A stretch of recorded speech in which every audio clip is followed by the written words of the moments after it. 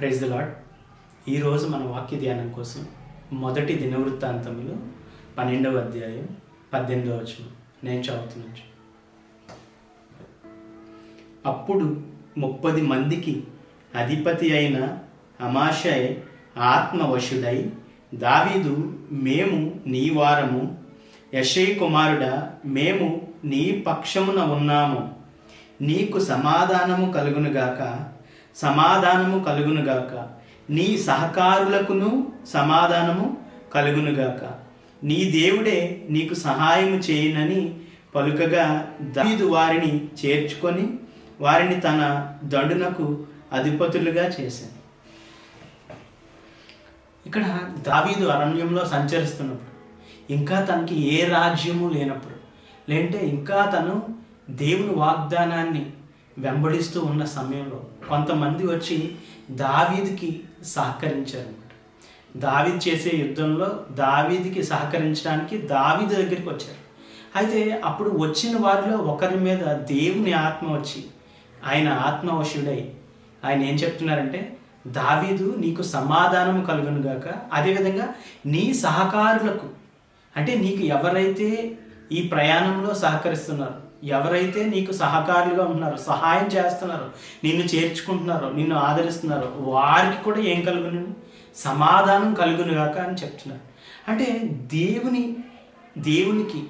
పనికి, లేదంటే దేవుని పరిచారకులకి మనం సహకారులుగా ఉన్నప్పుడు మనకి దేవుడు ఏం దయచేస్తాడంటే సమాధానాన్ని దయచేస్తాడంట. శిష్యులకి కూడా దేవుడు ఏమని చెప్తాడంటే, మిమ్మల్ని ఎవరైతే చేర్చుకుంటారో, మిమ్మల్ని ఎవరైతే ఆదరిస్తారో, మీకు ఎవరైతే సహకారులుగా ఉంటారో వారి ఇంటికి మొదట మీరు ఏం చెప్పమంటారు? సమాధానం కలుగజేయండి, సమాధానం కలుగును గాక అని ప్రకటించండి. అంటే దేవుని రాజ్యంలో దేవుని కొరకు మనం ఏమైనా సహకారం చేసినప్పుడు, దేవుని కొరకు ఏదైనా సహాయం చేసినప్పుడు, దేవుని పిల్లల్ని లేదంటే ఆయన పరిచర్యకు మనం సహకరించినప్పుడు, సహాయపడినప్పుడు ఏమవుతుందంటే ఆయన ఇన్ రిటర్న్ మనకి సమాధానాన్ని ఇస్తాడంటే. సమాధానం అంటే ఏంటంటే ఏ పోరాటం లేని స్థితి.